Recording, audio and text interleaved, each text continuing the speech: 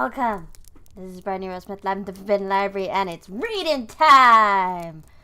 It's Sunday, even if my brain is confused on whether it's Sunday, because my fiancé has a long weekend off work. So Friday felt like Saturday, and Saturday felt like Sunday, and I wasn't sure what today was, but it is in fact Sunday. Welcome everyone. As you can hear, I am a little bit confused. I'm also a little bit eepy. It's been a day. It's not been a bad day. It's been what I have termed, what me and the fiancé have termed an unlucky day, which I will tell you all about in a minute. Hello everyone. First I will greet you all. Hello. Hello Luke, you can't stay but your luck. I will have a fun stream. Thank you for popping in. Have a nice look. Hi, Novel Size Phantom. Maiden, I hope you have a wonderful stream. Hi, Lucas. Hi, Rahel. Welcome everybody. Welcome anyone who might be lucky. Welcome anyone who watches the pod. Yeah. As you can see, also there is a spreadsheet up. That means I have read some things. If you hop over to my TikTok, I am lurking in your stream as well, Maiden, but I can't. I'm not talented enough to be able to watch it while I stream, so it's on in the background, but it's muted. Yes, I've actually been reading stuff. If you go to my TikTok, then I have started a series called Reading My Neglected Comic Book Pile. Because when me and my fiancé started dating, my fiancé is very into comic books. He likes the Batman. Well, no, he likes the Robins better, but the Batman. And I tried to get into comics, and I put some comics on order, and then next thing I knew, I had a lot of comics. I also went to a lot of Comic-Cons, and I bought a lot of indie comics there as well. And basically, it just ended with me having a giant pile of comic books. So I've started reading some of those, and when I've got a few of those TikToks, I plan to put a compilation on YouTube, but for now, all the videos are on TikTok. So what I have read is 224th book, was Red Hood and the Outlaws Rebirth issue 1. So that's the first one I'm doing. He likes Butterman and Robin.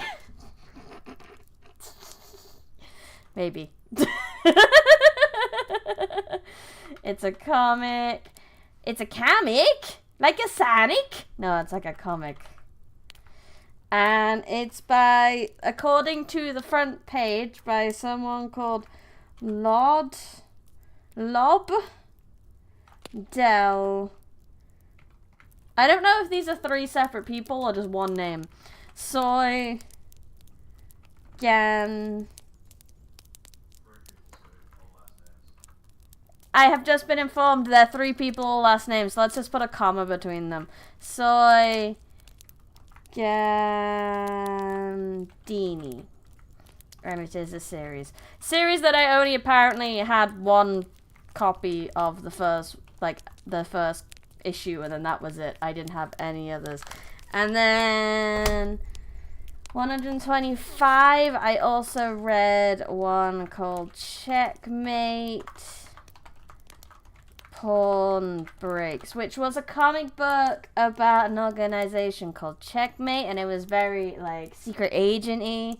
Amanda Waller was part of it, and she was causing a lot of crap because that's what Amanda Waller does. So that is another thing I read. And this one is by Greg Rooker.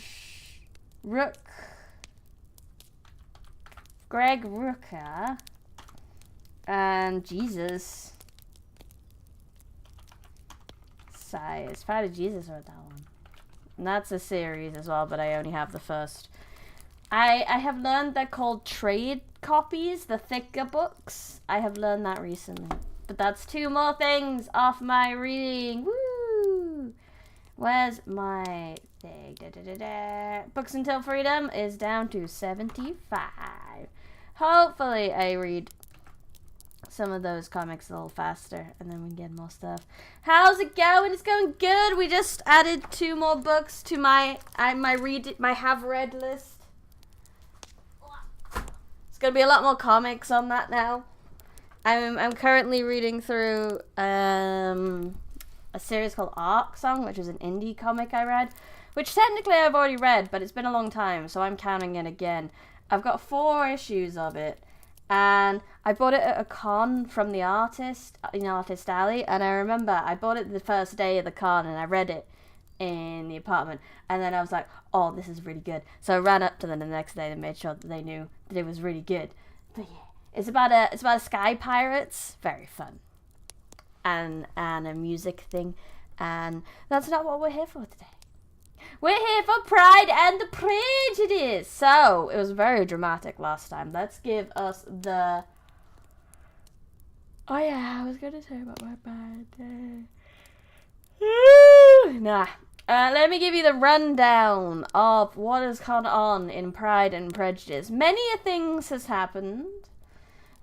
Elizabeth has ended up spending time with Darcy a few times.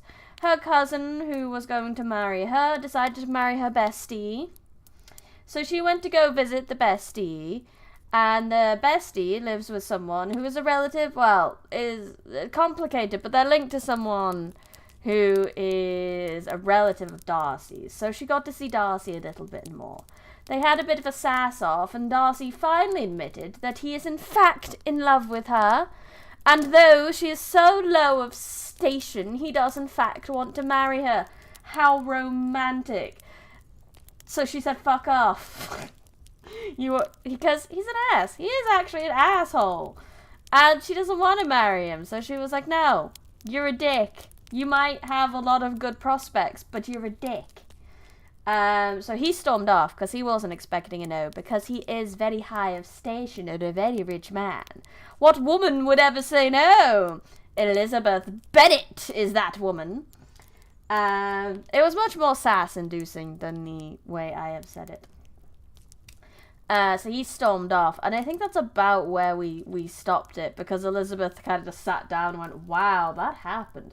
I was hoping that guy at the door was his cousin or whatever I think it was, because I kind of fancied him, and wouldn't have minded if he proposed, but Darcy? Nah, mate.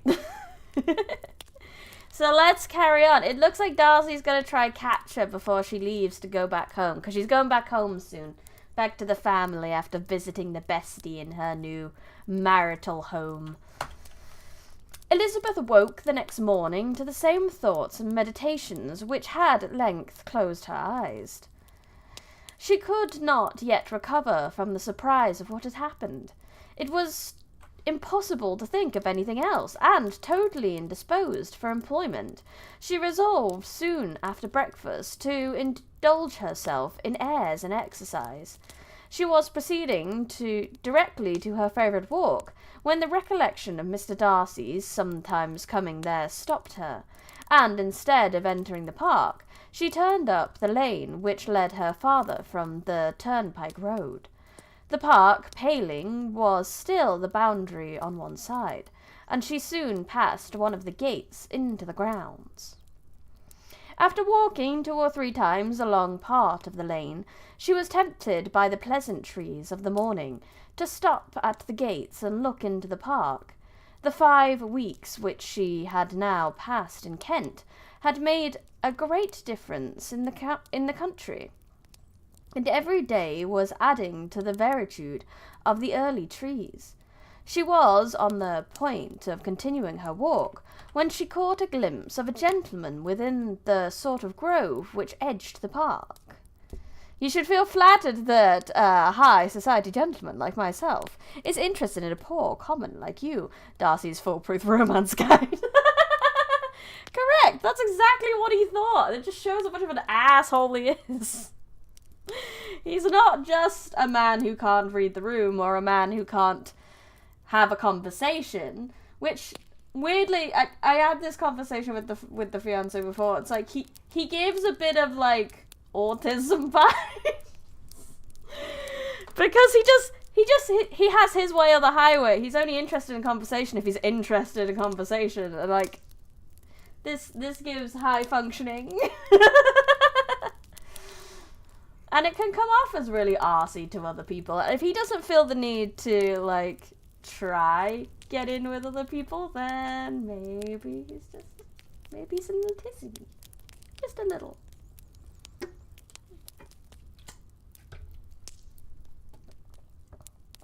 Darcy would be a town notice board influencer. He would!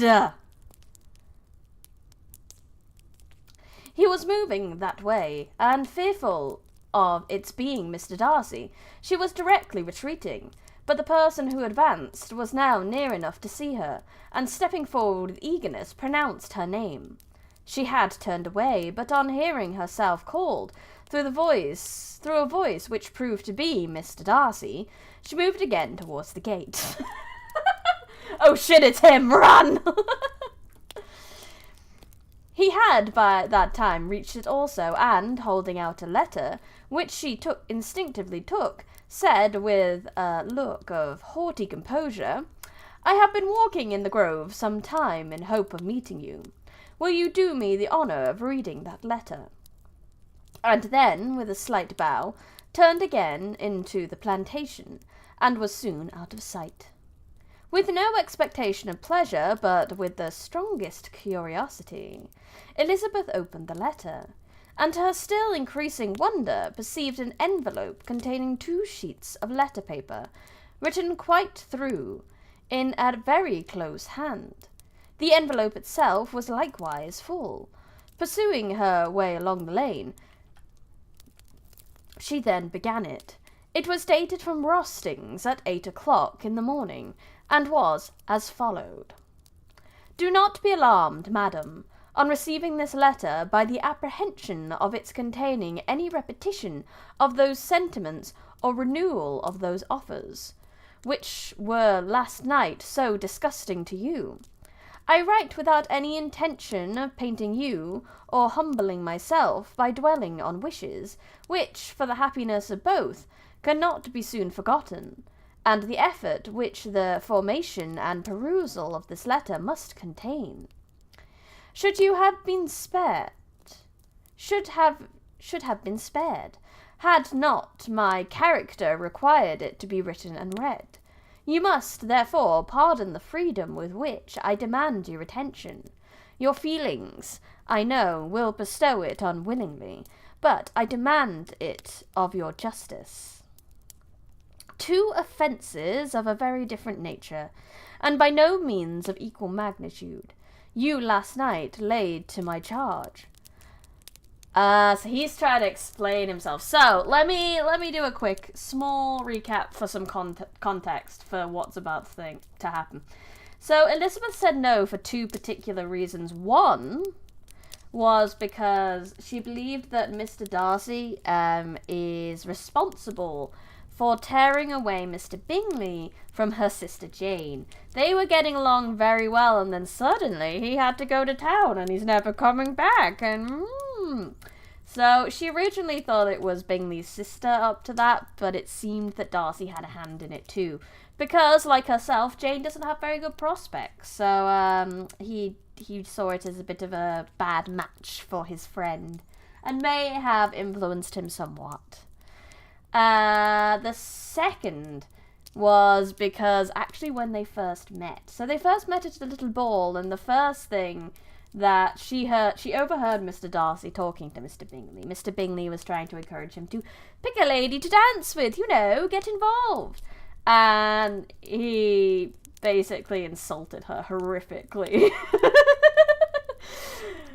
Just in earshot. I don't think he intended for her to hear it. At the time, I don't think he cared, but that's her first impression of him, so let's see what he has to say about this, shall we? The first mention was that, regardless of the sentiments of either, I had detached Mr. Bingley from your sister, and the other that I had in defiance of various claims, in defiance of honour and humanity, ruined the immediate prosperity and blasted the prospects of Mr. Wickham.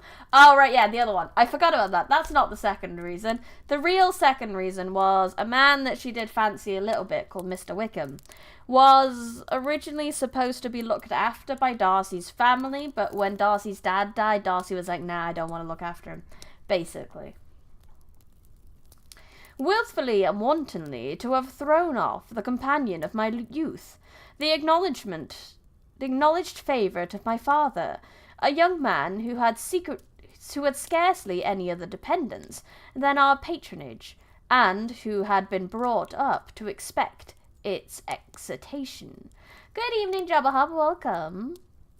Would be depravity to which the separation of two young persons whose affections could be the growth of only a few weeks could bear no comparison. But from the severity of that blame which was last night so liberally bestowed, respecting each circumstance, I shall hope to be in future secured, when the following account of my actions and their motives has been read. If, in the explanation of them which is due to myself, I am under the necessity of relating feelings which may be offensive to you, I can only say that I am sorry. The necessity must be obeyed, and further apology would be absurd. I had not been long in Hertfordshire before I saw, in common with others, that Bingley preferred your elder sister to any other young woman in the country. In the county. I think it is contry, or county. I don't know the spelling difference between those two words. But it was not till the evening of the dance at Netherfield that I had any apprehension of his feeling a serious attachment. I had often seen him in love before. At that ball, while I had the honour of dancing with you, I was first made acquainted by Sir William Lucas's accidental information that Bingley's attentions to your sister had given rise to a general expectation of their marriage. He spoke of it as a certain event, of which the time alone could be undecided.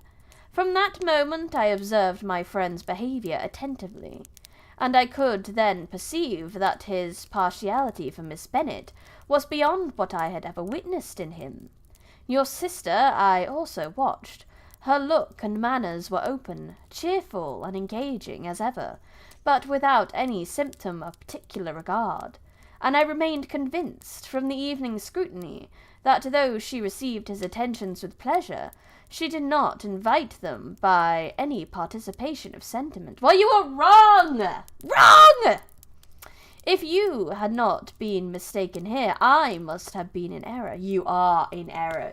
She's not your sister, is she? Do you know what she looks like when she fancies someone? No! Darcy. Your superior knowledge of your sister must make the latter probable. If it be so, if I have been misled by such error to inflict pain on her, your resentment has not been unreasonable. But I shall not scruple to assert that the serenity of your sister's countenance and air was such as might have given the most acute observer a conviction that, however amiable her temper, her heart was not likely to be easily touched.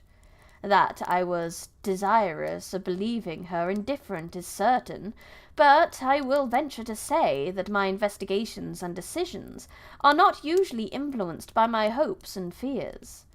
I did not believe her to be indifferent because I wished it. I believed it on impartial conviction. No, you didn't. No, you didn't. I don't believe a word of that. As truly as I wished it in reason.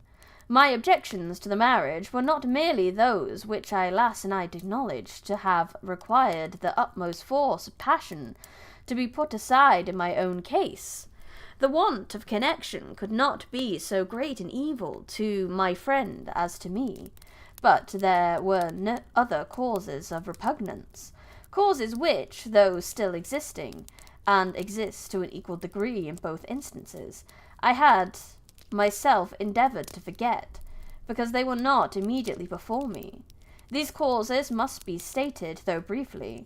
The situation of your mother's family, though objectable, was nothing in comparison of that total want of prosperity so frequently, so almost uniformly betrayed by herself, by your 3 younger sisters, and occasionally even by your father. Pardon me.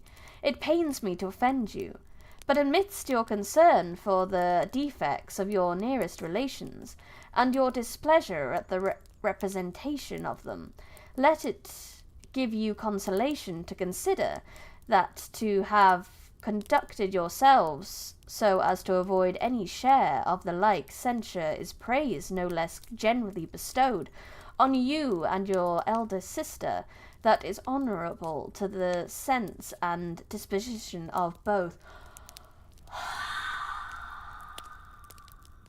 That was a very long When was the last break in that sentence? Was there a comma anywhere? That was a whole sentence. That was a whole thing. There wasn't a single comma in there. Let me breathe. Huh. This is fine. I will only say, Father, that from what passed that evening, my opinion of all parties was confirmed, and every inducement heightened.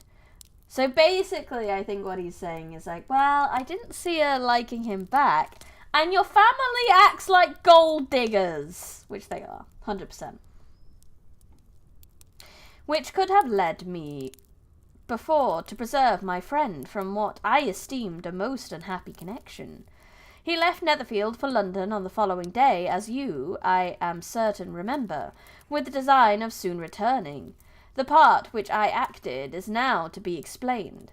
His sister's uneasiness had been equally excited with my own. Our coincidence of feelings was soon discovered, and alike sensible that no time was to be lost in detaching their brother.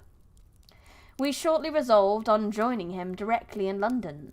We accordingly went, and there I readily engaged in the office of pointing out to my friend the certain evils of such a choice.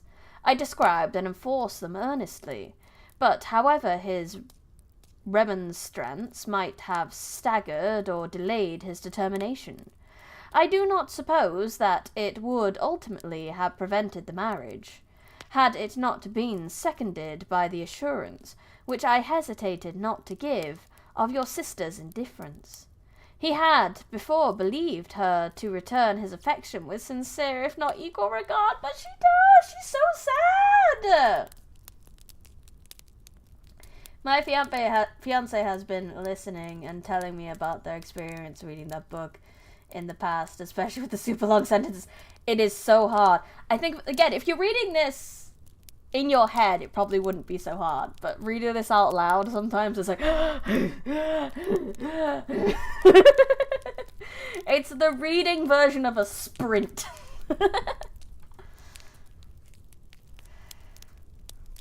But Bingley had great natural modesty, with a stronger dependence on my judgment than on his own. To convince him, therefore, that he had deceived himself was no very difficult point. To persuade him against returning to Hertfordshire, when that conviction had been given, was scarcely the work of a moment. I cannot blame myself for having done thus much. There is one part of my conduct in the whole affair on which I do not reflect with satisfaction. It is that I condescended to adopt the measures of art so far as to conceal him from your sister's being in town. I knew it myself, as it was known to Miss Bingley, but her brother is even yet ignorant of it. Fucking tell him then!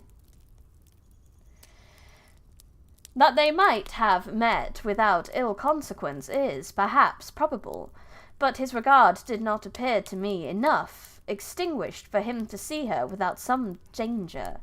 Perhaps this concealment Perhaps this concealment, this disguise, was beneath me. It is done, however, and it was done for the best.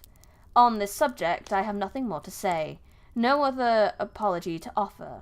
If I have wounded your sister's feelings, it was unknowingly done, and though the motives which governed me may, to you, very naturally appear insufficient, I have not yet learned to condemn them.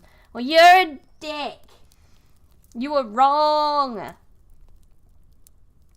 With respect to that other, more weighty accusation of having injured Mr. Wickham, I can only refute it by laying before you the whole of his connection with my family. You know, this may be out of place, but finally understand what Stanley meant when the author decides who wins the fight. They really do, because the author can control everything around the fight. But of the truth of what I shall relate, I can summon more than one witness of undoubted veracity. Mr. Wickham is the son of a very respectable man, who had for many years the management of all the Pemberley estates, and whose good conduct in the discharge of his trust naturally inclined my father to be of service to him, and on George Wickham, who was his godson, his kindness was therefore liberally bestowed. My father supported him at school, and afterwards at Cambridge. Most important assistance, as his own father, always poor from the extravagance of his wife, would have been unable to give him a gentleman's education. My father was not only fond of this young man's society, whose manners were always engaging, he had also the highest opinion of him, and hoping the church would be his profession, intended to provide for him in it. As for myself, it is many, many years since I first began to think of him in a very different manner. The vicious propensities, the want of principle, which he was careful to guard from the knowledge of his best friend, could not escape the observation of a young man of nearly the same age with himself, and who had opportunities of seeing him in unguarded moments, which Mr. Darcy could not have. I say this because fans can have an extremely biased understanding of the series. They are fans compared to writers who have put the work in writing the story. That's true. That's true. Here again I shall give you the pain. To what degree can you tell?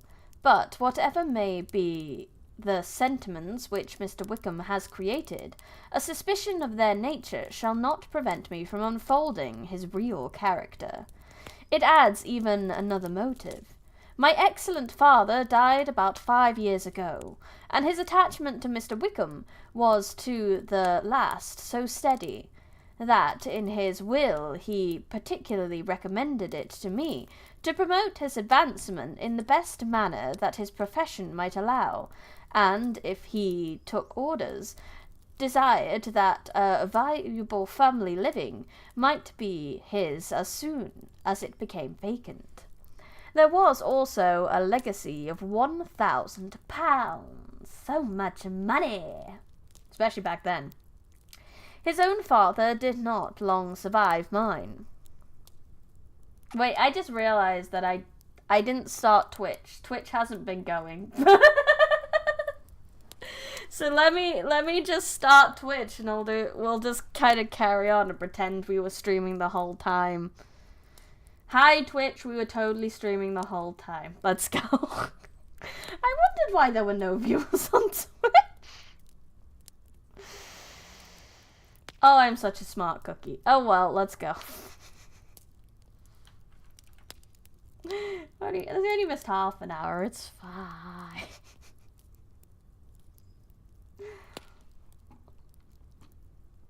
His own father did not long survive mine, and within half a year from these events, Mr. Wickham wrote to inform me that, having finally resolved against taking orders, he hoped I should not think it unreasonable for him to expect some more immediate pecuniary advantage in lieu of the preferment, by which he could not be benefited.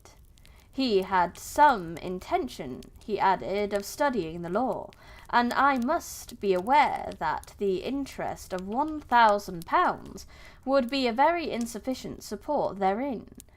I rather wished than believed him to be sincere, but, at any rate, was perfectly ready to accede to his proposal. I knew that Mr. Wickham ought not to be a clergyman. The business was therefore soon settled. He resigned all claim to assistance in the church, where it's possible that he could ever be in a situation to receive it, and accept in return £3,000. All connection between us seemed now dissolved. I thought too ill of him to invite him to Pemberley, or admit his society in town. In town, I believe, he chiefly lived, but his studying the law was a mere pretence, and being now free from all restraint, his life was a life of idleness and dissipation. Twitch, the abandoned orphan child, going, "Mummy, please feed me the crumbs and sustain me." Yeah, I do apologize, Twitch. I forgot. Okay, I forgot. Normally I even opened the thing that helps with the Twitch redeems and forgot to start Twitch still. I'm just a bit eepy today. We're an eepy baby today. Especially in fanfiction. Yes, especially in fanfiction. Anyone can beat anyone in fanfiction. Canon be damned, it's a fanfic. Now here is my 200-word essay on why Mr. Darcy could defeat bad man with prep time. Yes, I mean, he'd obviously... Oh, I got raided instantly. Hi, Tella. Hi, Tella's viewer. Yes, Darcy could obviously be Batman with prep time because it's fan fiction and we can do anything in fan fiction. Because obviously Darcy could just get a big gun. Hi, Tella. That was lucky. Yeah. I started the stream just in enough time to get the raid. I did it dumb, Tella. I started my stream on YouTube, but then forgot to start it on Twitch until like half an hour later. We scuffed today. But it's all good. We're here. We got life. I have a drink. We got this.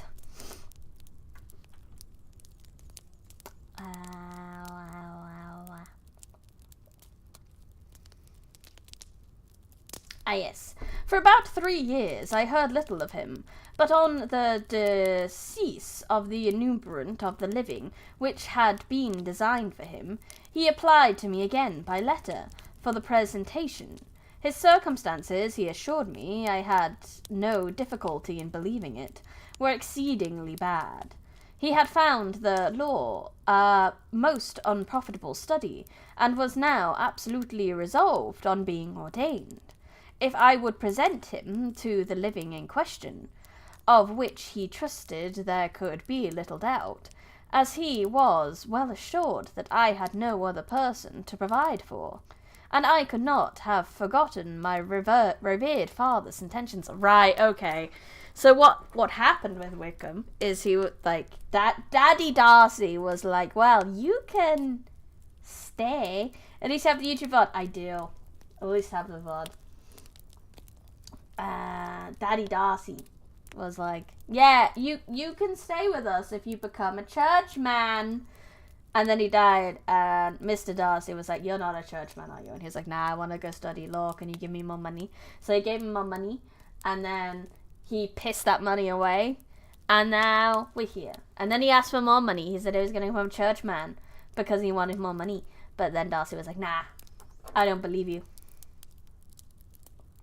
You will hardly blame me for refusing to comply with this entreaty, or for resisting every repetition of it. His resentment was in proportion to the distress of his circumstances, and he was doubtless as violent in his abuse of me to others as in his reproaches to myself. After this period, every appearance of acquaintance was dropped. How he lived, I do not know. How he lived, I know not, but last summer he was again most painfully obstructed on my notice. I must now mention a circumstance which I wish to forget myself, and which no obligation less than the present should induce me to unfold to any human being. Having said thus much, I feel no doubt of your secrecy. My sister, who is more than 10 years my junior, was left to the guardianship of my mother's nephew, Colonel Fitzwilliam, and myself, about a year ago. She was taken from school, and an establishment formed for her in London. And last summer she went with the lady who presided over it to Ramsgate, and hither also went Mr. Wickham, undoubtedly by design, for there proved to have been a prior acquaintance between him and Mrs. Young, in whose character we were most unhappily deceived, and by her convenience and aid he was so far recommended himself to Georgina, whose affectionate heart retained a strong impression of his kindness to her as a child, and she was persuaded to believe herself in love, and to consent to an elopement. Oh no! She was then but 15. Oh God, no wonder he's so mad. I know, this is the 1800s. 15-year-olds can marry. Yeah, bye. But the bro tried to marry his 15-year-old sister when he said he was 10 years older, so we're talking about a 25-year-old trying to marry a 15-year-old. Yeah. Mr. Wickham, in the trash with you, please. She was then but 15, which must be her excuse, and after stating her imprudence, I am happy to add that I owed the knowledge of it to herself. I joined them unexpectedly a day or two before the intended elopement, and then Georgina, unable to support the idea of grieving and offending a brother whom she almost looked up to as a father, acknowledged the whole to me. You may imagine what I felt and how I acted. Regard for my sister's credit and feelings prevented any public exposure, but I wrote to Mr. Wickham, who left the place immediately, and Mrs. Young, who was, of course, removed from her charge. Mr. Wickham's chief object was unquestionably my sister's fortune, which is £30,000, but I cannot help supposing that the hope of revenging himself on me was a strong inducement. His revenge would have been complete indeed. This, madam, is a faithful narrative of every event in which we have been concerned together, and if you do not absolutely reject it as false, you will, I hope, acquit me henceforth of cruelty towards Mr. Wickham. I know not in what manner, under what form of falsehood, he has imposed on you, but his success is not perhaps to be wondered at, ignorant as you previously were of everything concerning either. Detection could not be in your power, and suspicion certainly not in your inclination. You may possibly wonder why all this was not told you last night, but I was not then master enough of myself to know what could or ought to be revealed. For the truth of everything here related, I can appeal more particularly to the testimony of Colonel Fitzwilliam, who, from our near relationship and constant intimacy, and still more as often as one of the executors of my family's will, has been unavoidably acquainted with every particular of these transactions. If your abhorrence of me should make my assertions valueless, you cannot be prevented by the same cause from confiding in my cousin, and that there may be the possibility of consulting him. I shall endeavour to find some opportunity of putting this letter in your hands in the course of the morning. I will only add, God bless you. Fitzwilliam Darcy. Is that his full name? Fitzwilliam Darcy. Get him. What a name. That's cool. Weighing up his sins. Does she believe him? Does she not? Looks nervously at Edgar Allan Poe. Correct.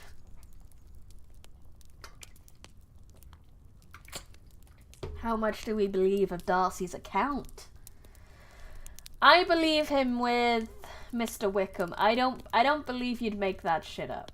That's nasty. And unfortunately I believe him with the other one as well, because he saw the reason she was mad and still didn't really apologize for it. And I think if he was trying to buy his way into her good books, he would have apologized. Like, even if he didn't mean it, kind of thing. But he didn't mean it, so it's fine. The sword. Elizabeth, when Mr. Darcy gave her the letter, did not expect it to contain a renewal of his offers. She had formed no expectation at all of its contents, but such as they were, it may be well supposed how eagerly she went through them, and what a contrariety of emotions they excited. Her feelings, as she read, were scarcely to be defined. With amazement did she first understand that he believed any apology to be in his power, and steadfastly she was persuaded that he could have no explanation to give, which a just sense of shame would not conceal. With a strong prejudice against everything he might say, she began his account of what happened at Netherfield. She read with eagerness which hardly left her power of comprehension, and from impatience of knowing what the next sentence might bring, was incapable of attending to the sense of the one before her eyes.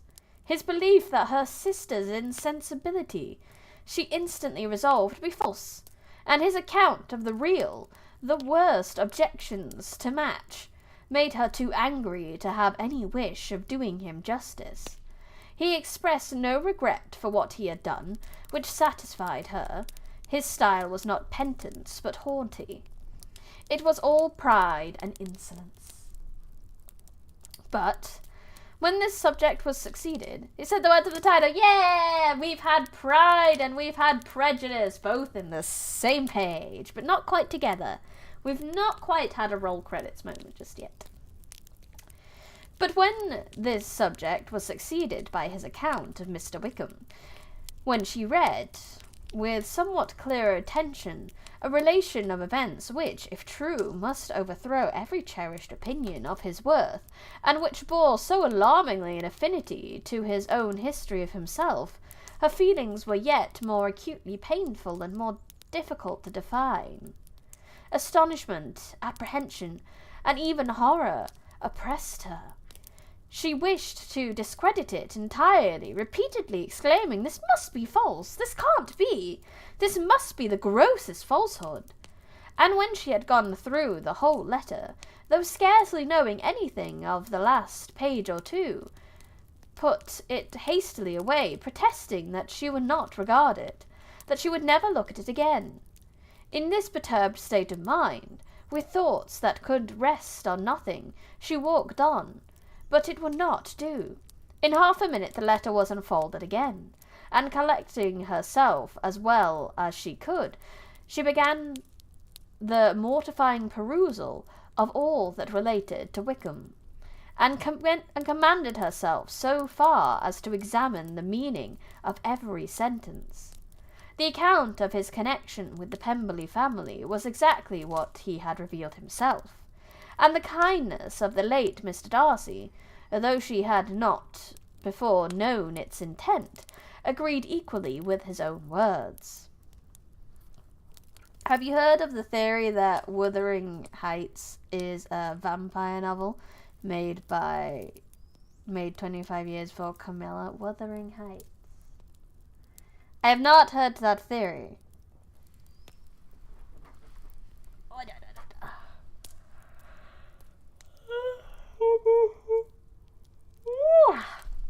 right, yawn. Quick drink, continue. So far, each recital confirmed the other, but when she came to the will, the difference was great. What Wickham had said of the living was fresh in her memory, and, as she recalled his very words, it was impossible not to feel that there was gross duplicity on one side or the other, and, for a few moments, she flattered herself that her wishes did not err. But when she read and reread with the closest attention the particulars immediately following of Wickham's resigning all pretensions to the living, of his receiving in lieu so considerable a sum as £3,000, again she was forced to hesitate. She put the letter down, weighed every circumstances with what she meant to be impartiality, deliberated on the probability of each statement, but with little success. On both sides it was only assertion. Again she read on, but every line proved more clearly that the affair, which she had believed it impossible that any contrivance could so represent as to render Mr. Darcy's conduct in less than infamous, was capable of a turn which must make him entirely blameless throughout the whole. The extravagance and general profligacy which he scrupled not to lay to Mr. Wickham's charge exceedingly shocked her. The more so, as she could bring no proof of its injustice. She had never heard of him before his entrance into the Shire military, in which he had engaged at the percussion of the young man, who, on meeting him accidentally in town, had there renewed a slight acquaintance of his former way of life. Nothing had been known in Hertfordshire but what he told. Did you not go to bed last night? I did. I did go to bed. I always get good sleep.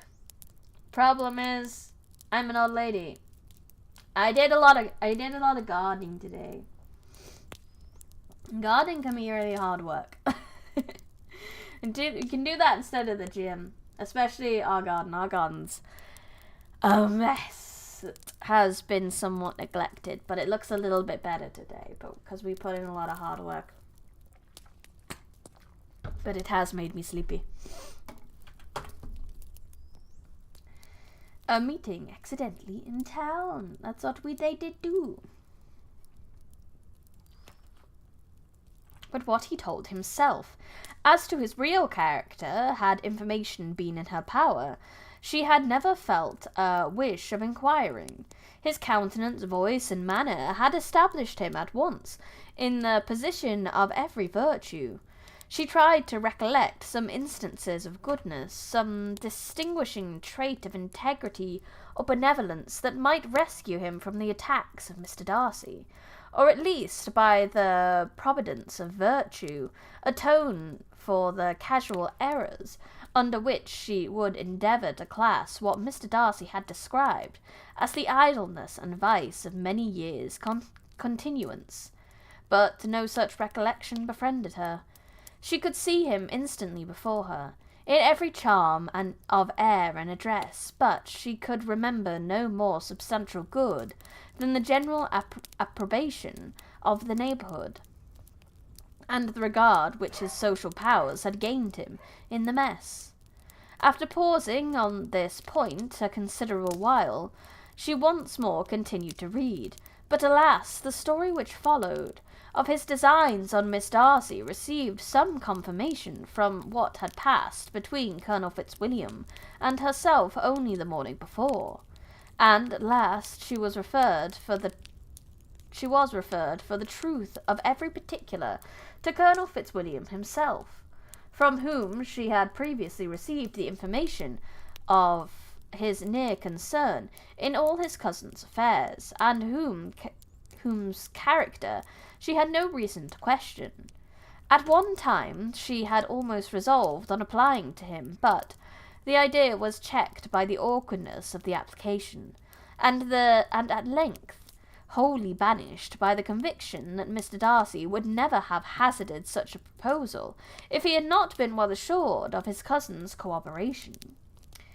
She perfectly remembered everything that had passed in conversation between Wickham and herself in their first evening at Mr. Phillips's. Many of his expressions were still fresh in her memory. She was now struck with the impropriety of such communications to a stranger, and wondered it had escaped her before. She saw the indelicacy of putting himself forward as he had done, and the inconsistency of his professions with his conduct. She remembered that he had boasted of having no fear of seeing Mr. Darcy, that Mr. Darcy might leave the country, but that he should stand his ground. Yet he had avoided the Netherfield ball the very next week.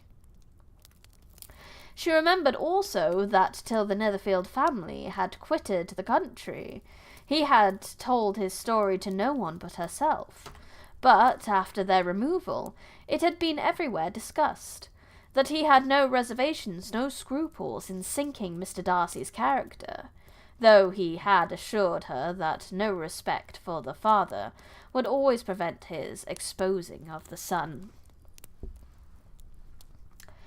How differently did everything appear now in which he was concerned! His attentions to Miss King were now the consequence of views solely and hatefully mercenary, and the mediocrity of her fortune proved no longer the moderation of his wishes, but his eagerness to grasp at anything. His behaviour to himself could now have no tolerable motive. He had either been deceived with regards to her fortune, or had been gratifying his vanity by encouraging the preference which she believed she had most incautiously shown. Every lingering struggle in his favour grew fainter, and in further justification of Mr. Darcy. She could not allow that Mr. Bingley, when questioned by Jane, had long ago asserted his blamelessness in the affair. That proud and repulsive as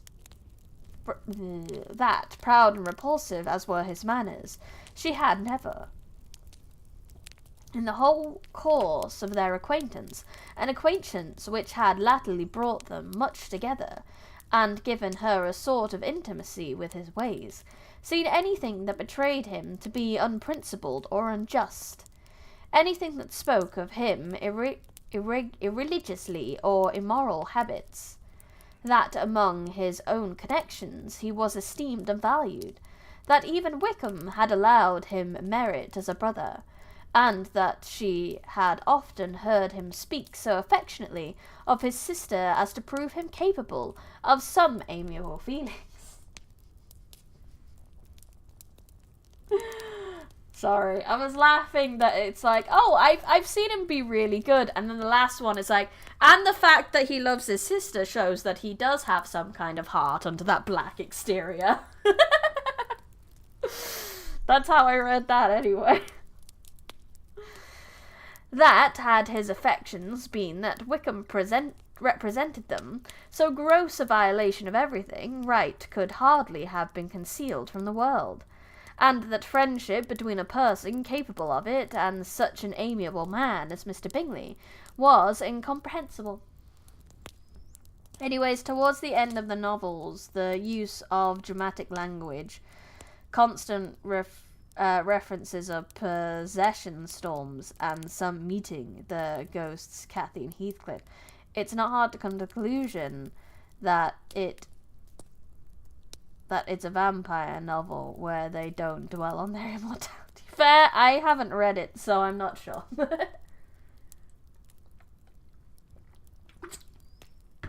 I am actually not that well read, but maybe we can use the streams to fix that. That was kind of the point of me picking up Pride and Prejudice. I've never actually read it, nor have I seen any of the movies or anything, so it's like, hey, what is it actually about? And I've learned that it is about sass. She grew absolutely ashamed of herself.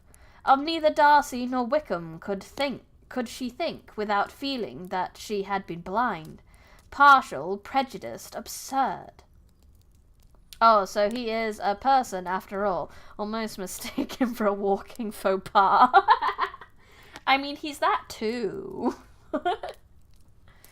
How despicable I have acted, she cried. I, who have prided myself on my discernment. I, who have valued myself on my abilities. Who have often... Who have often disdained the generous candour of my sisters, and gratified my vanity in useless or blameless distrust. How humiliating is this discovery! Yet how just a humiliation! Had I been in love, I could not have been more wretchedly blind. But vanity, not love, has been my folly. Pleased with the preference of one, and offended by the neglect of the other, on the very being of our acquaintance, I have courted prepossession and ignorance, and driven reason away where either were concerned. Till this moment, I never knew myself. Oh, lordy. When it's 1:44p and zoomed out, the immoral habits spells out immortal babies. That's funny. From herself to Jane, from Jane to Bingley, her thoughts were in line, which soon brought her recollection of Mr. Darcy's explanation there had appeared very insufficient, and she read it again. Wildly different was the effect of a second perusal. How could she deny that credit to his assertions, in one instance, which she had been obligated to give in the other? He declared himself to have been totally unsuspicious of her sister's attachment, and she could not help remembering what Charlotte's opinion had always been. Neither could she deny the justice of his description of Jane. She felt that Jane's feelings, though fervent, were little displayed, and that there was a constant complacency in her air and manner, not often ununited with great sensibility. When she came to that part of the letter in which her family were mentioned, the tones of such mortifying yet merited reproach, her sense of shame was severe. Well, yes, your family's incredibly embarrassing, dear. We know that much. The justice of the charge struck her too forcibly for denial, and the circumstances to which he particularly alluded as having passed the Netherfield ball, and as confirming all his first disapprobation, could not have made a stronger impression on his mind than on hers. The compliment to herself and her sisters was not unfelt. The complaint. Not compliment. Quite the opposite, actually. No, that is compliment, isn't it? It soothed, but it could not console her for the contempt which had been thus self-attracted by the rest of her family. And as she considered that Jane's disappointment had, in fact, been the work of her nearest relations, and reflected how materially the credit of both must be hurt by such impropriety of conduct, she felt depressed beyond anything she had ever known before. Bless her. Mum literally gold-digged her way out of a marriage. God damn it, Mother. After wandering along the lane for 2 hours, giving way to every variety of thought, reconsidering events, determining probabilities, and reconciling herself as well as she could to change so sudden and so important, fatigue and a recollection of her long absence made her at length return home, and she entered the house with the wish of appearing cheerful as usual, and the resolution of repressing such reflections as must make her unfit for conversation. She was immediately told that the 2 gentlemen from Rostings had each called during her absence, Mr. Darcy only for a few minutes to take leave, but that Colonel Fitzwilliam had been sitting with them at least an hour, hoping for her return, and almost resolving to walk after her till she could be found. Elizabeth could but just affect concern in missing him. She really rejoiced at it. Colonel Fitzwilliam was no longer an object. She could think only of her letter. His parting obstinance. What chapter is that? That's so many Roman numerals. We're on chapter 37. And 56% of the way through this book. Good Lord, we're going through it. The two gentlemen left Rostings the next morning, and Mr. Collins, having been... Oh no, not Mr. Collins. Please don't talk, Mr. Collins. Please don't talk, Mr. Collins. Please don't talk, Mr. Collins. Uh-oh, you're getting buffering issues on your end. I don't know if it's just you, though. Everything looks green on my side. Except for this yawn. Take a drink, take a drink, take a drink.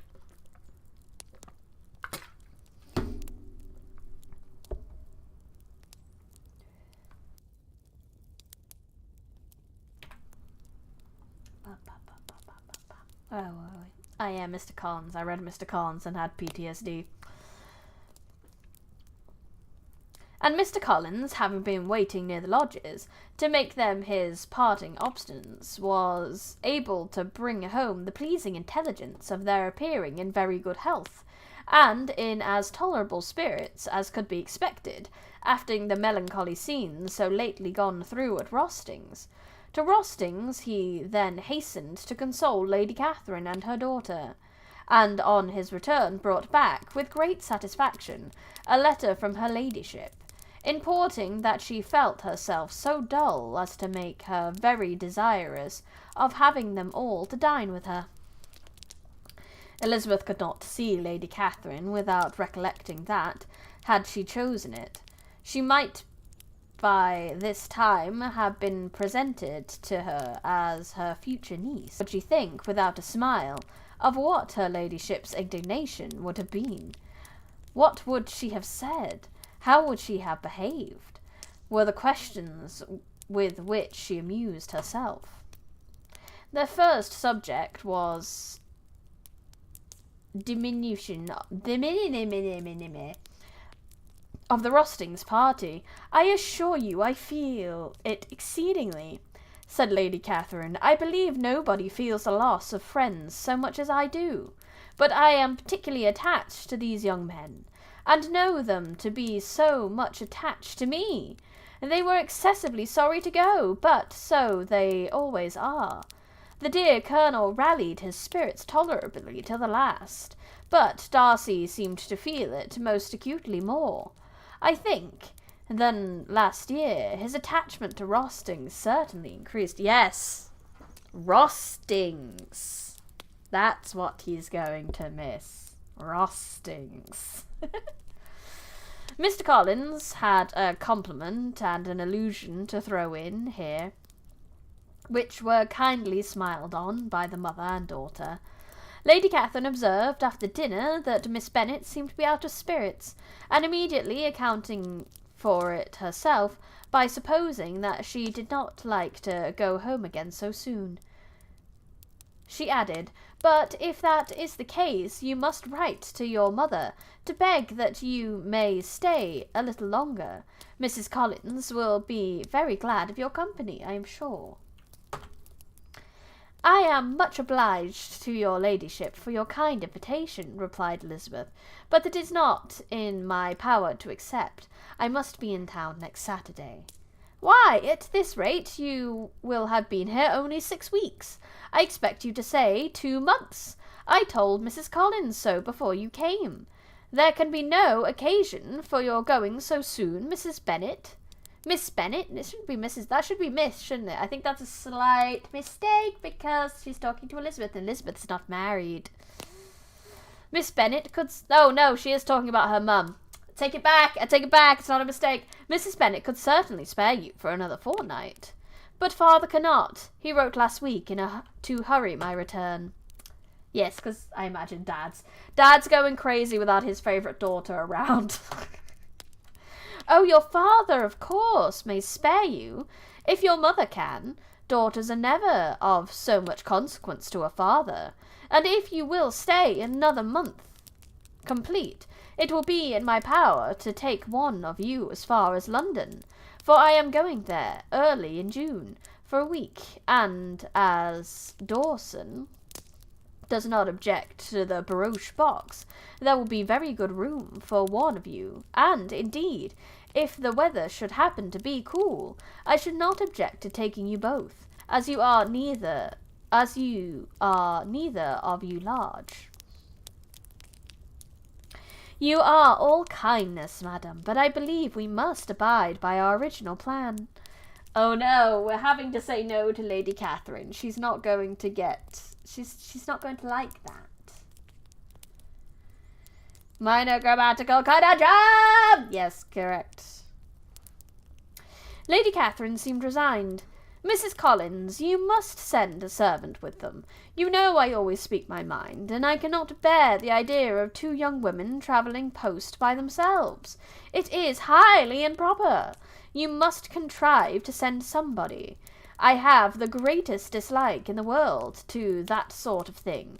Young women should always be properly guarded and attended, according to their situation in life. When my niece Georgina went to Ramsgate last summer, I made a point of having 2 men servants go with her. Miss Darcy, the daughter of Mr. Darcy of Pemberley, and Lady Anne could not have appeared with propriety in a different manner. I am excessively attentive to all those things. You must send John with the young ladies, Mrs. Collins. I am glad it occurred to me to mention it, for it would really be discreditable to you to let them go alone. My uncle is to send servants for us. Oh, your uncle! He keeps a manservant, does he? I am very glad that you have somebody who thinks of those things. Where shall you change horses? Oh, Bromley, of course. If you mention my name at the bell, you will be attended to. Lady Catherine had many other questions to ask respecting their journey, and as she did not answer them herself, attention was necessary,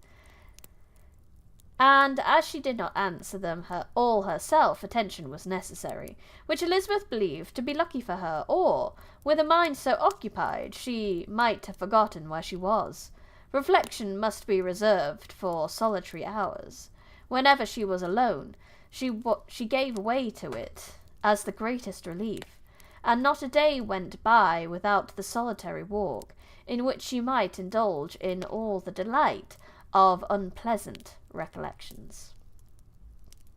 Mr. Darcy's letter she was in a fair way soon of knowing by heart. She studied every sentence, and her feelings towards its writer were at times wildly different. When she remembered the style of his address, she was still full of indignation, but when she considered how unjustly she had condemned and upbraided him, her anger was turned against herself, and his disappointed feelings became the object of comparison. His attachment excited gratitude, his general character respect, but she could not approve him, nor could she for a moment repent her refusal, or feel the slightest inclination ever to see him again. In her own past behaviour there was a constant source of vexation and regret, and in the unhappy defects of her family, a subject of yet heavier charging. And they were hopeless of remedy.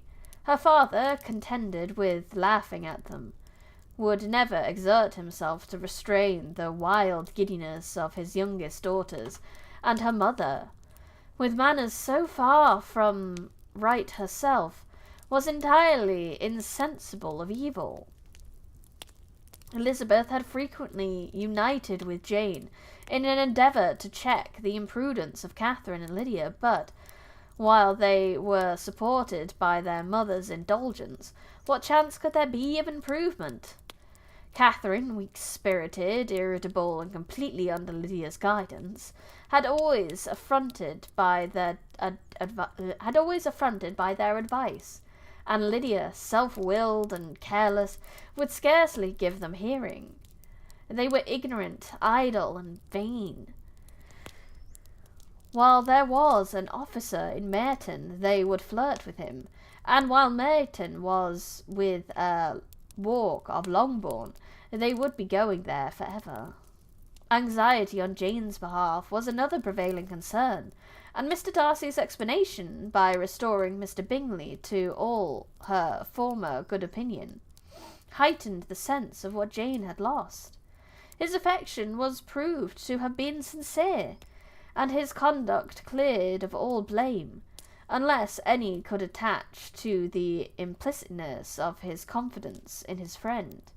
How grievous, then, was the thought that, of a situation so desirable in every respect, so replete with advantage, so promising for happiness, Jane had been deprived by the folly and indecorum of her own family. When to these recollections was added the development of Mr. Wickham's character, it may be easily believed that their happy spirits, which had seldom been depressed before, were now so much affected as to make it almost impossible for her to appear tolerably cheerful. Their engagements at Rostings were as frequent during the last week of her stay as they had been at first. The very last evening was spent there, and her ladyship again inquired minutely into the particulars of their journey, gave them directions as to the best method of packing, and was so urgent on the necessity of placing gowns in the only right way, that Maria thought herself obliged, on her return, to undo all of the work of the morning, and pack her trunk fresh. Bless her cotton socks.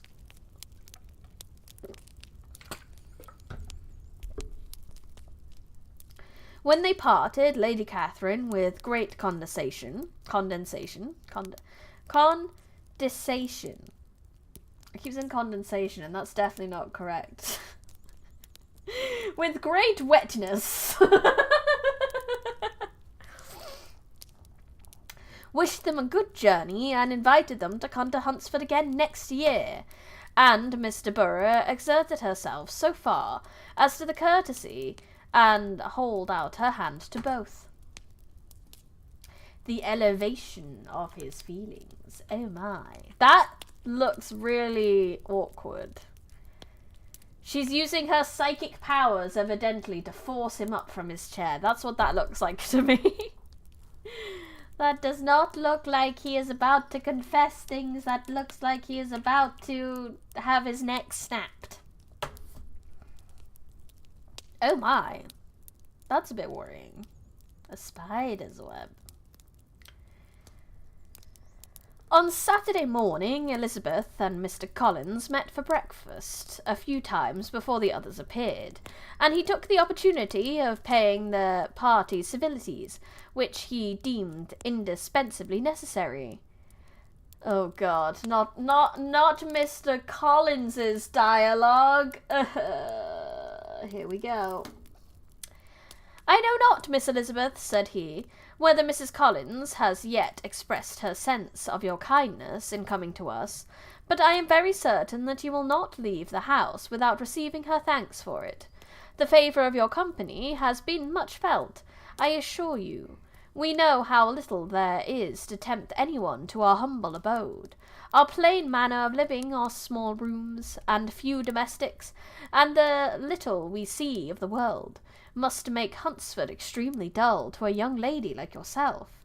But I hope you will believe us grateful for the condescension, and that we have done everything in our power to prevent you from spending your time unpleasantly. Interesting prose for sure. Yup. Elizabeth was eager with her thanks and assurances of happiness. She had spent 6 weeks with great enjoyment, and the pleasure of being with Charlotte, and the kind attention she had received, must make her feel the obliged. Mr. Collins was gratified, and with a more smiling solemnity replied,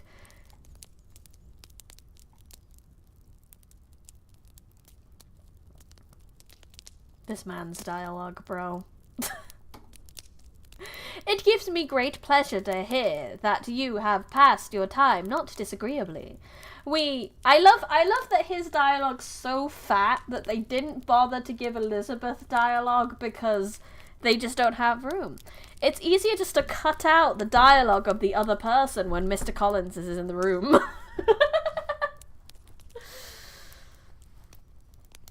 "It gives me the greatest pleasure to hear that you have passed your time not disagreeably. We have certainly done our best, and most fortunately having it in our power to introduce you to very superior society, and from our connection with Rostings, the frequent means of varying the humble home scene, I think we may flatter ourselves that your Hunsford visit cannot have been entirely irksome. Our situation with regard to Lady Catherine's family is, indeed, the sort of extraordinary advantage and blessing which few can boast. You see on what footing we are. You see how continually we are engaged there. In truth, I must acknowledge that, with all the disadvantages of this humble parsonage, I should not think that anyone abiding in it an object of compassion, while they are sharers of our intimacy at Rostings." Is he... Yes, this could just be Mr. Collins' dialogue, but is he also trying to rub it in her face, being like, well, you could have been my wife. You could have had this. Words were insufficient for the elevation of his feelings, and he was obligated to walk about the room while Elizabeth tried to unite civility and truth in a few short sentences. "You may, in fact, carry a very favourable report of us into Hertfordshire, my dear cousin. I flatter myself, at least, that you will be able to do so. Lady Catherine's great attentions to Mrs. Collins you have been a daily witness of, and altogether I trust it does not appear that your friend has drawn an unfortune. But on this point it will be as well as to be silent. Only let me assure you, my dear Miss Elizabeth, that I can from my heart most cordially wish you equal fealty in marriage. My dear Charlotte and I have but one mind, and one way of thinking. Do you, though, Mr. Collins? Do you? Given Mr. Collins, it could be both. It really could be both. We don't know. Because Mr. Collins and his dialogue. Mr. Collins, Mr. Collins.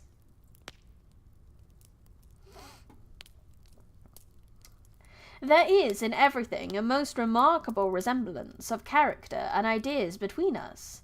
We seem to have been designed for each other. Elizabeth could safely say that it was a great happiness where that was the case, and with equal sincerity could add that she firmly believed and rejoiced in his domestic comforts. She was not sorry, however, to have the recital of them interrupted by the entrance of the lady of whom they sprang. Poor Charlotte! It was melancholy to leave her to such society, but she had chosen it with her eyes open, and though evidently regretting that her visitors were to go, she did not seem to ask for compassion. Her home and her housekeeping, her parish and her poultry, and all their dependent concerns, had not yet lost their charms. At length the chaise had arrived. The trunks were fastened on and the parasols placed within, and it was pronounced to be ready. After an affectionate parting between the friends, Elizabeth was attached to the carriage by Mr. Collins, and as they walked down the garden, he was commissioning her with his best respects to all her family, not forgetting his thanks for the kindness he had received at Longbourn in the winter, and his compliments to Mr. and Mrs. Gardiner, though unknown. He then handed her in. Maria followed, and the door was on the point of being closed, when he suddenly reminded them, with concentration, that they had though forgotten, to leave any message for the ladies of Rostings. Ah, you must suck up to the lady. It is the way it works here. But, he added, you will, of course, wish to have your humble respects delivered to them, with your grateful thanks for their kindness to you while you have been here. Elizabeth made no objection. The door was then allowed to be shut, and the carriage drove off. "Good gracious!" cried Murray after a few minutes' silence. "It seems but a day or two since we first came, and yet how many things have happened!" "A great many, indeed," said her companion with a sigh.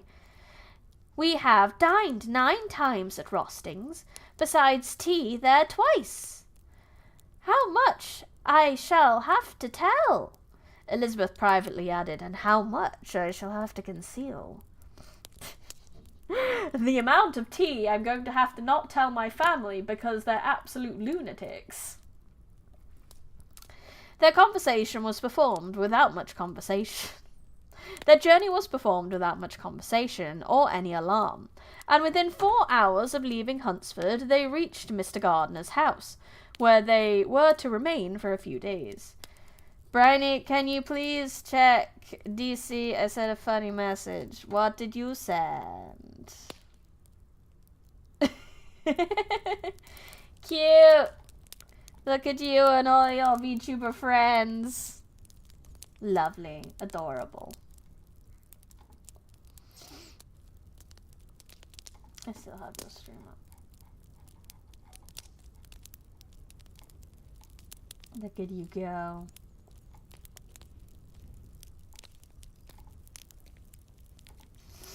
Where was I?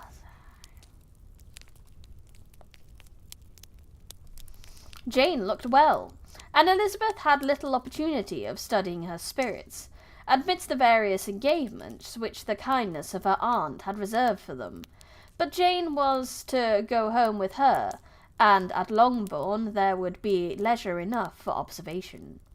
It was not without effort, meanwhile, that she could wait even for Longbourn, before she told her sister of Mr. Darcy's proposals. To know that she had the power of revealing what would so exceedingly astonish Jane, and must, at the same time, so highly gratify whatever of her own vanity she had not yet been able to reason away, was such a temptation to openness as nothing could have conquered, but the state of indecision in which she remained as to the extent of what she should communicate, and her fear, if she once entered on the subject, of being hurried into repeating something of Bingley, which might only grieve her sister further. Yeah, it's kind of a difficult one. Could she tell her that Mr. Bingley did in fact like her back, but just make her sad? Or should she just let her heal and move on? It was the 2nd week in May which the 3 young ladies set out together from Gracechurch Street for the town of in Hertfordshire, and as they drew near the appointed inn where Mr. Bennet's carriage was to meet them, they quickly perceived, in token of the coachman's punctuality, both Kitty and Lydia looking out of a dining-room upstairs. These 2 girls had been above an hour in the place, happily employed in visiting an opposite milliner, watching the sentinel on guard, and dressing a salad and cucumber. After welcoming their sisters, they triumphantly displayed a table set out with such cold meat as in larder usually affords, exclaiming, Is not this nice?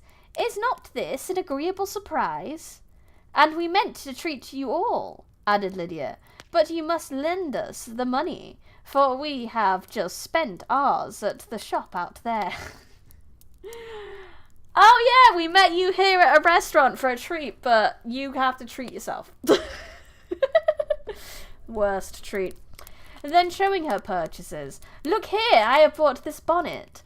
I do not think it is very pretty, but I thought I might as well buy it as not. that is terrible money. Terrible finance.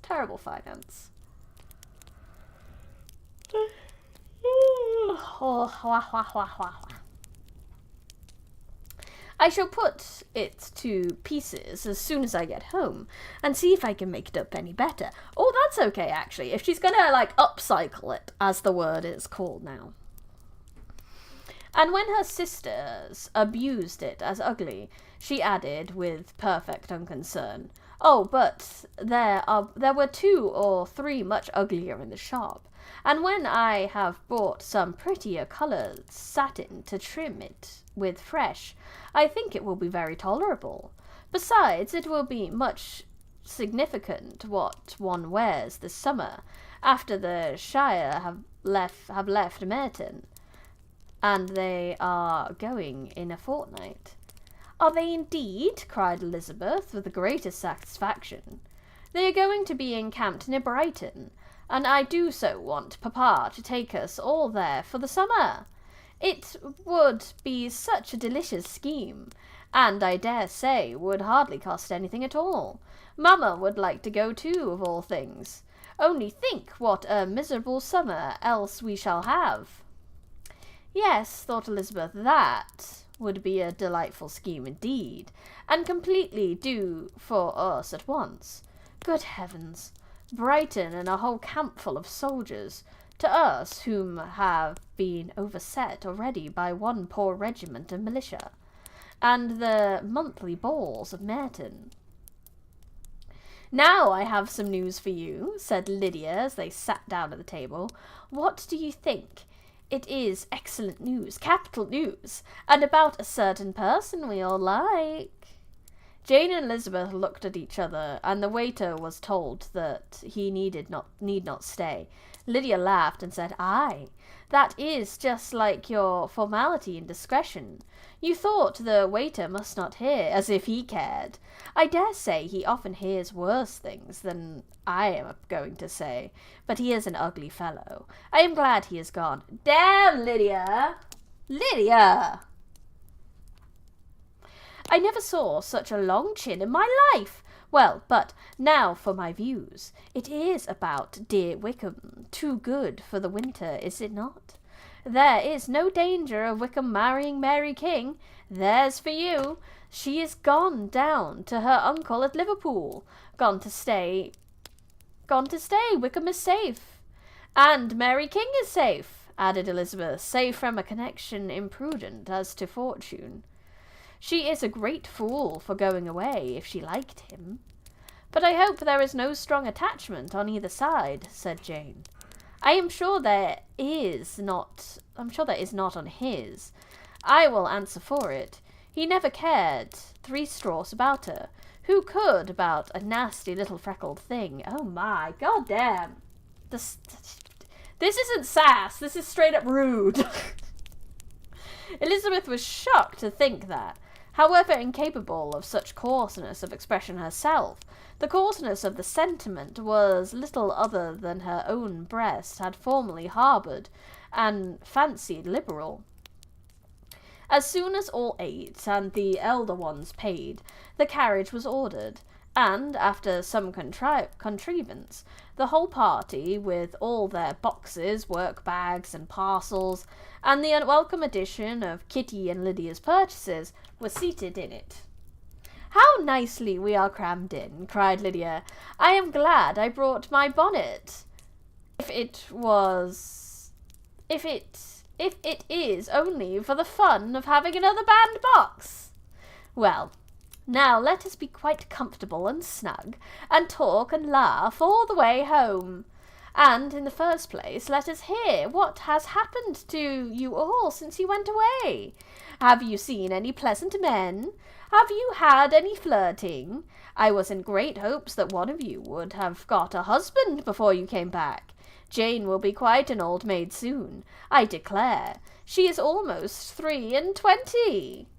23, she's so old. So old. Anyway. Lord, how ashamed I should be for not being married at 23. My God, guys, why aren't you all married at 23?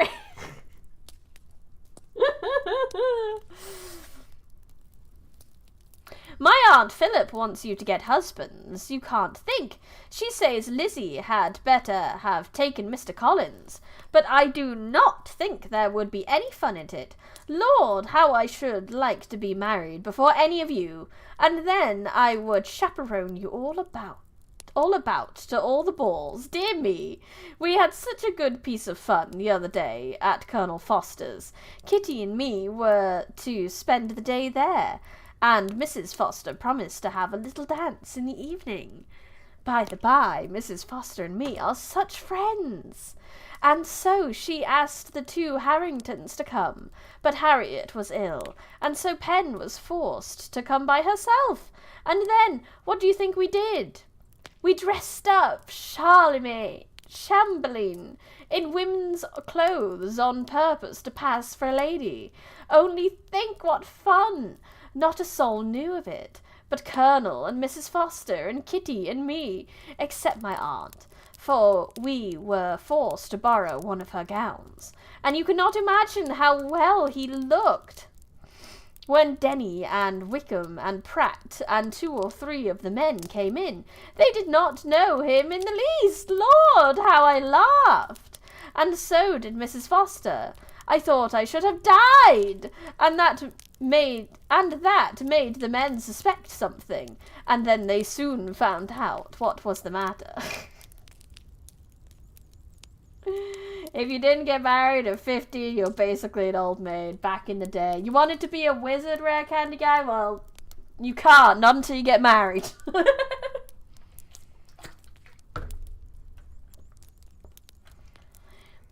With such kind histories of their parties and good jokes did Lydia, assisted by Kitty's hints and additions, endeavour to amuse her companions, all the way to Longbourn. Elizabeth listened as little as she could, but there was no escaping the frequent mention of Wickham's name. Their reception at home was most kind. Mrs. Bennet rejoiced to see Jane in undiminished beauty, and more than once during dinner did Mr. Bennet say voluntarily to Elizabeth, "I'm glad you are come back, Lizzie." Their party in the dining room was large, for almost all the Lucases came to meet Maria and hear the news, and various were the subjects which occupied them. Lady Lucas was inquiring of Maria across the table after the welfare and poultry of her eldest daughter. Mrs. Bennet was doubtfully engaged on one hand collecting an account of the present fashions from Jane, who sat some way below her, and on the other retailing them all to the younger Miss Lucases, and Lydia, in a voice rather louder than any other person's, was enumerating the various pleasures of the morning to anybody who would hear her.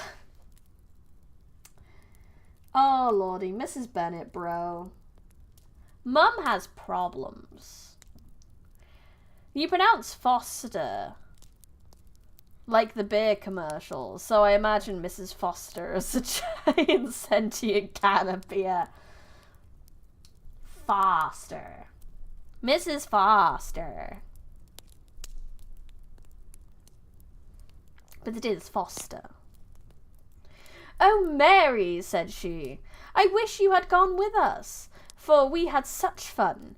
As we went along, Kitty and me drew up all the blinds and pretended there was nobody in the coach, and I should have gone all the way if Kitty had not been sick.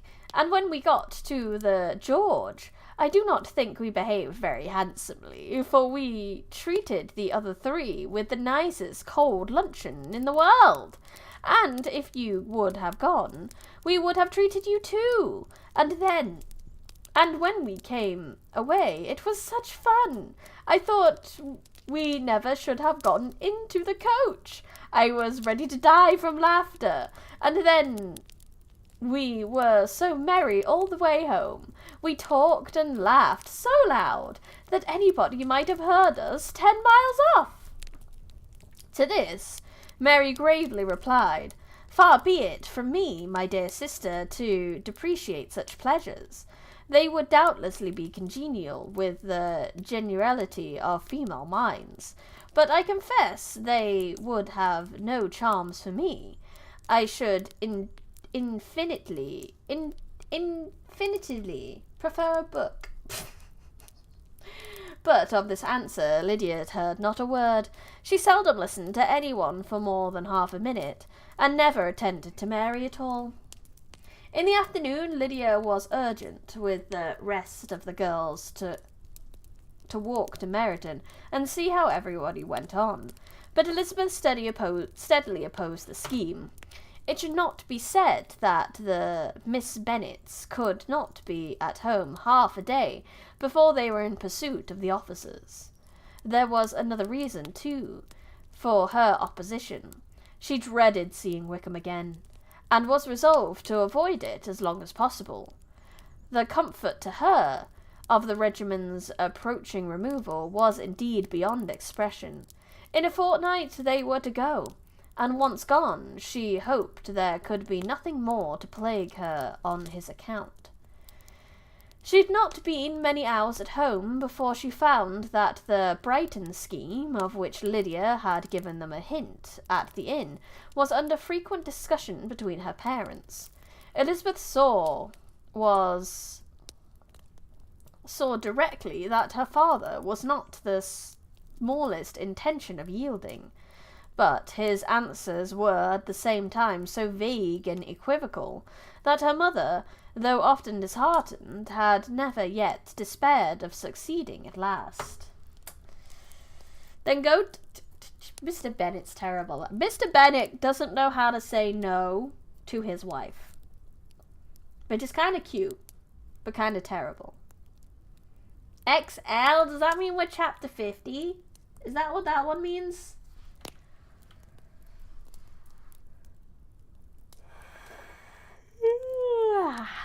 Go. Elizabeth's impatience to acquaint Jane with what happened could no longer be overcome, and at length resolving to suppress every particular in which her sister was concerned, and preparing her to be surprised, she related to her the next morning the chief of the scene between Mr. Darcy and herself. Miss Bennet's astonishment was soon lessened by the strong sisterly impartiality which made any admiration of Elizabeth appear perfectly natural, and all surprise was shortly lost in other feelings. She was sorry that Mr. Darcy should have delivered his sentiments in a manner so little suited to recommend them, but still more was she grieved for the unhappiness which her sister's refusal must have given him. "His being so sure of succeeding was wrong," said she, "and certainly ought not have appeared, but consider how much it must increase his disappointment." "Indeed," replied Elizabeth, "I am heartily sorry for him, but he has other feelings which will probably soon drive away his regard for me. You do not blame me, however, for refusing him?" "Blame you? Oh, no." "But you blame me for having spoken so warmly of Wickham." "No, I do not know that you were wrong in saying what you did, but you will know it when I have told you what happened the very next day." She then spoke of the letter, repeating the whole of its contents as far as they concerned George Wickham. What a stroke was this for poor Jane, who would willingly have gone through the world without believing that such wickedness existed in the whole race of mankind, as was here collected in one individual. Nor was Darcy's vindication, though grateful to her feelings, capable of consoling her for such discovery. Most earnestly did she labour to prove the probability of error, and seek to clear one without involving the other. Chapter XL means every sentence will have plenty of commas and semicolons. I hope so! I'd like to breathe. Also, it's chapter 40. Good to know. This will not do, said Elizabeth. You never will be able to make both of them good for anything. Take your choice, but you must be satisfied with only one. There is such a quantity of merit between them, just enough to make one good sort of man, and of late it has been shifting about pretty much. For my part, I am inclined to believe it all Mr. Darcy's, but you shall do as you choose. It was some time, however, before a smile could be extorted from Jane. I do not know when I have been more shocked, said she. Wickham is so very bad. It is almost past belief. And poor Mr. Darcy! Dear Lizzie, only consider what he must have suffered. Such a disappointment!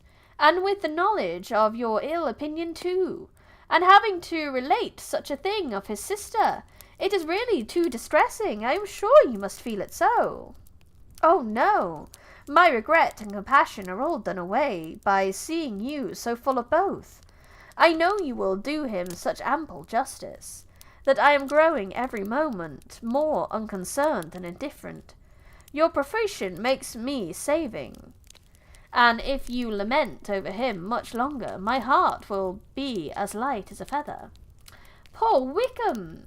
There is such an expression of goodness in his countenance, such an openness and gentleness in his manner.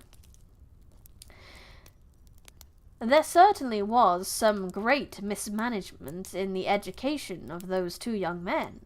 One has got all the goodness, and the other all the appearance of it. I never thought Mr. Darcy so deficient in the appearance of it as used to do. That's a good point. Like, Wickham's very good at appearing like he cares, but doesn't. But Darcy cares, but doesn't appear like he does. They are opposites. And yet I meant to be uncommonly clever in taking so decided a dislike to him, without any reason. It is such a spur of one's genius, such an opening for wit, to have a dislike of that kind. One may be continually abusive without saying anything just, but one cannot be always laughing at a man without now and then stumbling on something witty. Lizzie, when you first read that letter, I am sure you could not treat the matter as you do now. Indeed, I could not. I was uncomfortable enough. I was very uncomfortable. I may say unhappy. And with no one to speak to of what I felt, no Jane to comfort me, and say that I had not been so very weak and vain and nonsensical, as I knew I had. Oh, how I wanted you. Aww. The relationship between these two is really soft, and I love it. How unfortunate that you should have used such very strong expressions in which speaking of Wickham to Mr. Darcy, for now they do appear wholly undeserved. Certainly, but the misfortune of speaking with bitterness is as most natural consequence of the prejudices I had been encouraging. There is one point on which I want your advice. I want to be told whether I ought, or ought not, to make our acquaintance in general understand. Wickham's character. Oh. So should she tell the family? Should she tell everyone? Miss Bennet paused a little, then replied, Surely there can be no occasion for exposing him so dreadfully. What is your own opinion? That it ought not to be attempted. Mr. Darcy has not authorised me to make his communication public. On the contrary, every particular relative to his sister was meant to be kept as much as possible to myself, and if I endeavour to undeceive people as to the rest of his conduct, who will believe me? The general prejudice against Mr. Darcy is so violent that it would be the death of half the good people in Meryton to attempt to place him in amiable light. I am not equal to it. Wickham will soon be gone, and therefore it will not signify to anybody here what he really is. Some time hence it will be all found out, and when, we may laugh at their stupidity in not knowing it before. At present I will say nothing about it. You are quite right. To have his errors made public might ruin him for ever. He is now, perhaps, sorry for what he has done, and anxious to re-establish a character. We must not make him desperate. Desperate men are not good. Can't get the harem ending, Jay. We're not, no, they're sisters, that's weird. But then, given the current state of anime right now, I don't know. The tumult of Elizabeth's mind was allayed by this conversation. She had got rid of 2 of the secrets which had weighed on her for a fortnight, and was certain a willing listener in Jane, whenever she might wish to talk of either again. But there was still something lurking behind, of which a prudence forbade the disclosure. She dared not relay the other half of Mr. Darcy's letter, nor explain to her sister how sincerely she had been valued by his friend. Here was knowledge in which no one could partake, and she was sensible that nothing less than a perfect understanding between the parties could justify her in throwing off this last encumbrance of mystery. And then she said, if that very implorable event should ever take place, I shall merely be able to tell what Mr. Bingley may tell in a much more agreeable manner himself. The liberty of communication cannot be mine till it has lost all its value. She was now, on being settled at home, at leisure to observe the real state of her sister's spirits. Jane was not happy. She still cherished a very tender affection for Bingley, having never even fancied herself in love before. Her regard had all the warmth of first attachment, and from her age and disposition, greater steadiness than first attachments often boast. And so fervently did she value his remembrance, and refer to him to every other man, that her good sense and all her attention to the feelings of her friends were requisite to check the indulgence of those regrets which must have been injurious to her own health and their tranquillity. "Well, Lizzie," said Mrs. Bennet one day, "what is your opinion now of this sad business of Jane's?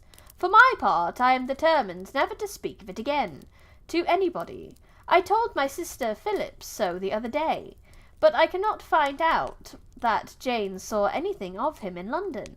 Well, he is a very undeserving young man, and I do not suppose that there is the least chance in the world of her ever getting him now.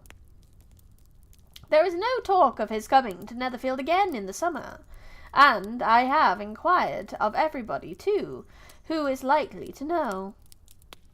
I came to the stream, and the first thing I heard is Jane was not happy. Jane is not happy. Jane is sad, and it is sad, but it is also a funny thing to come to the stream for. I am determined to never speak of it again, apparently.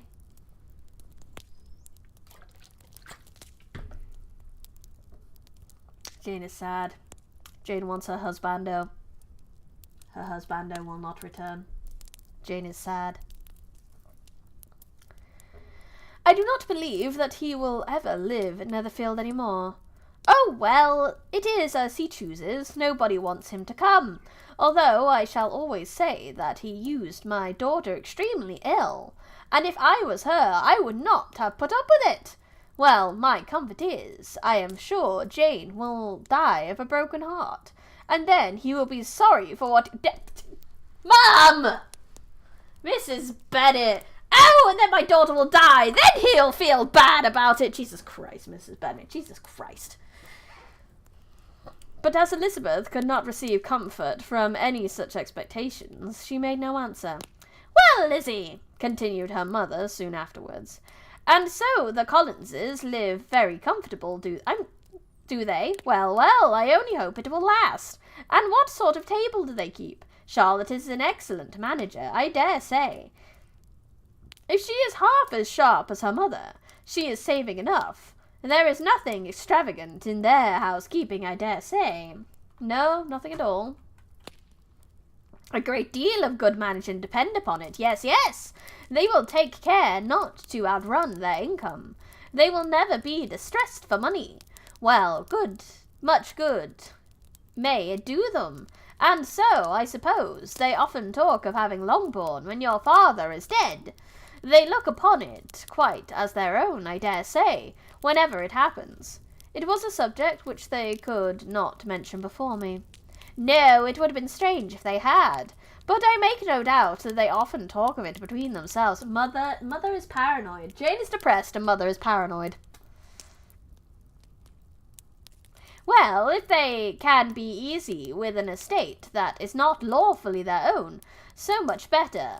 I should be ashamed of having one that was only entailed on me.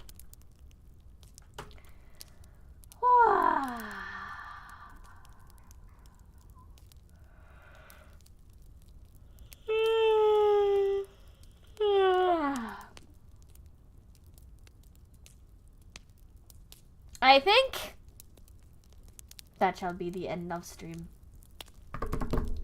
61% of the way through. Well, it's a strange thing to think about your own child.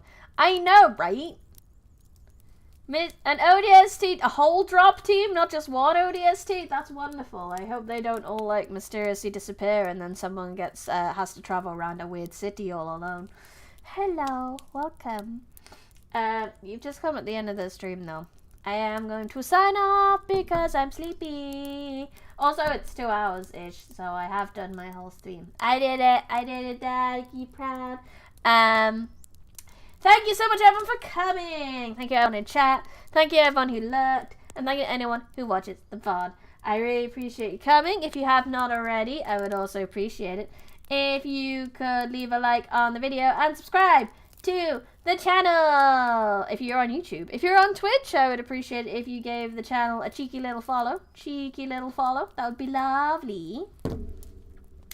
If you would like to support me potentially being able to do this full time at some point and not have to like skip things for work and crap, as I unfortunately do, then you can do that multiple ways. You can do that by YouTube memberships, where you can get emotes, exclusive streams, Discord channel, and merch discounts. There is the Patreon, where you can get short stories, exclusive streams, merch discounts, and free books. There is the Kofi, where I just get slightly better rates. You don't really get much, but there is a shop on the Kofi, and there's some stuff in the shop you can check out. And last but not least, there's the merch store, where you can get ebooks. First edition copies of books that I have written, where you cannot get those first edition copies anywhere else anymore. There is bookmarks, keyrings, t-shirts, a notebook, and a soft pillow, and stickers, yeah! You're gonna drop in on the next one, ODST? Sorry. I look forward to my work. I can't stream tomorrow because, honestly, this isn't work-related. It's just that in the UK, it's a bank holiday tomorrow, which basically means anyone with an office job has the day off. Which means my fiance has the day off and we just kind of want to do a day together. So we're going to go do something nice. And I said I would skip my stream for that. So I will be back for Tuesday. We'll be back on Tuesday evening for some more Library of Ruina, I think. We did Bina. So we've got some cutscenes, and then we'll be taking on the ensemble. So that should be fun. I'm not terrified of taking on the final boss. 50-something streams of this game. It's crazy. Also, next week you can look forward to the exclusive stream for YouTube members and Patreons. This is Bookworms and above. I'm thinking of doing a coding stream, except I will be coding the bits that I don't want to show on stream. You know, the secret routes that I won't be letting the general public know about until release. So, if you are curious about those secret routes in the game, you should definitely sign up for Patreon or upgrade your membership to Bookworm and above before Thursday, because that's when I'll be doing that. But on that, I think that's all the shilling I have to do. Thank you so much for coming. I do apologize to Twitch for not starting the stream when I'm supposed to. Please go check out the YouTube if you would like to catch up with the VOD. The entire VOD will be on there. But yeah, thank you so much, everyone. I had fun. I hope you had fun. This has been Brandy West Smith, Light and Forbidden Library. Goodbye.